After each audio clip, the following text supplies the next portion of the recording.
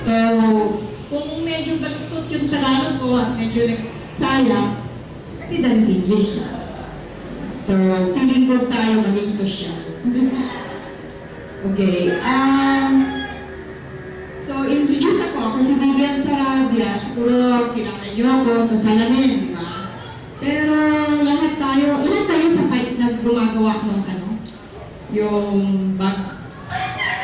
Kasi kayong gumawa ng bag ko. Okay. So, lahat naman tayo, sabi nila, toko daw tungkol sa negosyo, sa business. Pero siguro sawa na rin kayo sa mga ganong talk, di ba? Kasi lahat naman tayo talaga entrepreneurs, di ba? Can we ask, siguro I can request also, can you join us here? I think lahat naman sasabihin tungkol sa paano mahalin ang sarili natin.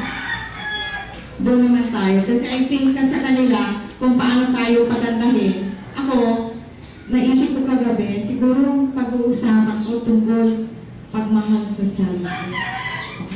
Pero bago yun, kukwento ko muna, magkwentuhan lang tayo. Huwag tayo mag-seminar, magkwentuhan tayo. Kukwento ko muna kung paano ko ginawa ang buhay ko. Noong Wednesday, birthday ko. At saka senior na rin.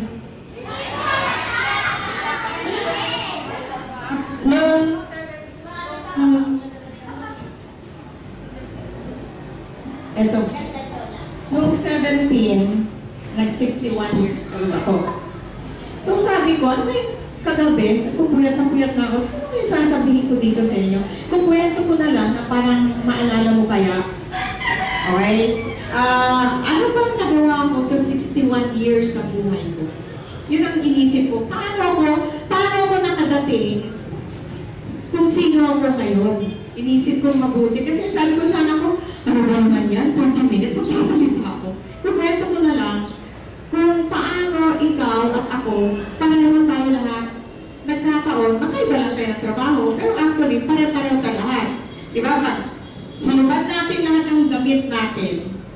Kung titignan mo, ilagay mo dyan yung model, lagay mo si presidente, lagay mo. Kung ilagay tayo patay-patay lahat, may kaibahan ba? Malalaman mo ba? Yan si GMA, o yan si Vivian, o yan si Rufa. Malalaman ba natin? Hindi, di ba? So, tayo lahat pareho-pareho. Saka, ano ba yung entrepreneur? Alam mo ba na lahat tayo entrepreneur din? Pagka panganak natin, entrepreneur na tayo eh. Di ba? Pag yung baby, tingnan mo yung mga baby nyo. Pag umiyak yun, kakargahin nyo, di ba? O bibigyan nyo ng gatas. Pag hindi nyo kinarga, iiyak, marunong na siya mag-negotiate. Di ba? Alam na niya kung ano gagawin niya para makuha niya yung gusto niya. So in short, lahat tayo entrepreneur. Lahat tayo alam kung anong gagawin natin para makuha natin ang gusto natin. In short, negosyante, nagne-negotiate na tayo, bata pa. Pagdating mo ng grade school, ganun din. Pilihan mo ako ng damit o bilhan mo akong laruan, sasagot yung mother, bigyan mo ako ng magandang grade. So in short, ano na yun? Negotiation na yun. Instead of pera, in kind. Pagdating naman ng high school, ganun din. Sa boyfriend, di ba? Bigyan mo ako, di ba, may bill mo ako. Bill mo ako nito, likat kita. Di ba ganun yun? So, in short, lahat naman tayo, maliit pa, marunong na tayo mag-negotiate eh, di ba? Maski sa asawa nyo. Pag galit kayo sa asawa nyo, hindi nyo lulutuan. Diba? Pag hindi nagbigay ng pera, ng sweldo, bahala ka sa buhay mo. So in short, lahat yun sa tanong buhay natin, natututo tayo mag-negotiate. So lahat tayo negosyante. Nasa atin lahat yun. Nasa atin lang kung paano natin itutunin ang sarili natin, kung paano natin gagamitin yung power natin. Diba? Ako, ang mga Sarabia galing Iloilo. Pero yung mother ko at father ko, dinala kami sa Cebu, so doon ako pinanganak sa Cebu. Maliit pa ako, tatrabaho na ako eh. Hindi naman kami sabihin mayaman. Mayaman sa pangalan at yung papa ko spoiled. So pagdating sa amin, trabaho. So, maliit pa ako. Yung mami ko kasi, home economics graduate. Pero negosyante siya eh. Talagang magaling magtrabaho. So, nagtayo siya ng dress shop. So, 10 years old pa lang ako, naglalagay na ako ng sequins at beads. Alam mo yung lace? Lalagyan ko ng sequins yun, lalagyan ko ng beads yun, kinakabit yun sa wedding gown. Okay? 10 centavos ang sweldo ko. At that time, malaki yung 10 centavos. Hindi pa kayo tao siguro nun eh. 10 centavos bawat isa. Hindi kinakabit yun.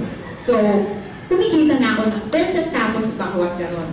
Yun yung sabi ng mami ko, gawin mo yan, susweldohan kita. So, maliit pa ako, natuto na ako na kailangan, pagka gusto ko magkaroon ng pera, gagawa lang ako eh, di ba? Hindi ako naniniwala na na mamamatay tayo sa gutom. Kailangan yan, pag-iisipan mo lang kung paano mo gagawin. Kasi lahat naman nandyan yan eh. Nasa iyo kung kukunin mo mansanas o gumawa ka lang ng duhat. Pipili ka lang kung aling puno ang pikukunan mo, di ba?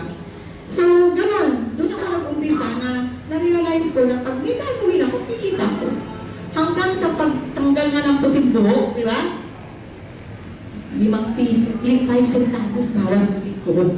O, di ba? Alam niyo yun, di ba? So, gano'n din ako. Maliit pa ako, kumikita ako ng konti ko, anong maiipon ko para mabilhan ko yun, di ba? Tapos nung high school ako, lumipat kami sa Manila. Paglipat namin sa Manila, di syempre hirap din ang buhay nun, di ba? Bibili naman ako ng hopya sa Quiapo. Ibenta ko naman yan sa classmates ko. So, hopya. So, in short, nakukuha ko yung gusto ko aside sa baon ko. Kasi alam ko na kailangan, pag gusto ko nito, gagawin ko yun. Tapos nun, pagdating ko ng college, alam niyo, gusto ko kunin ng MMK yung buhay ko eh. Kaya lang, namimili ko sino mag-a-artifar sa akin. Gusto ko si Vilma Santos pala.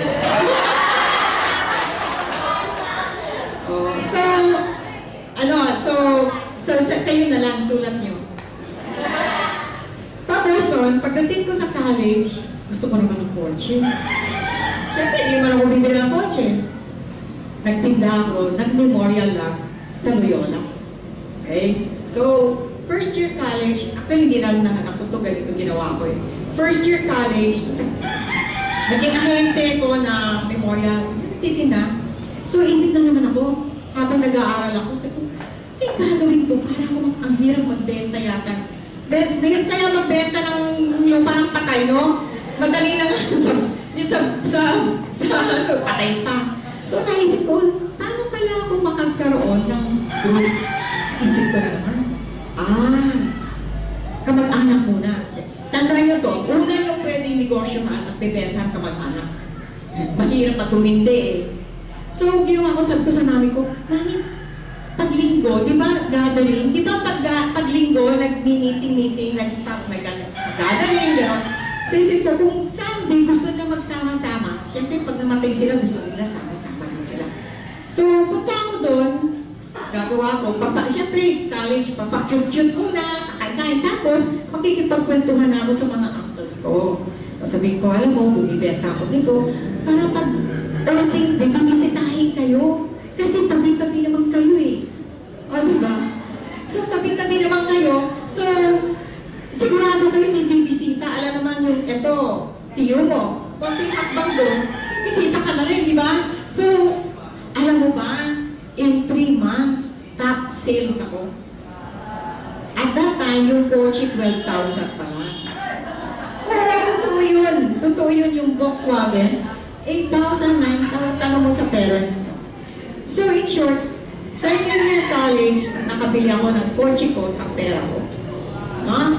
So, hindi mo iisipin, no? Nag-aaral ako ng optometry, tapos nagtitinda ako ng lupa ng patay, diba? Meron pa akong line na, pinanganak tayo sa paradise. Hindi ba dapat sa paradise din tayo?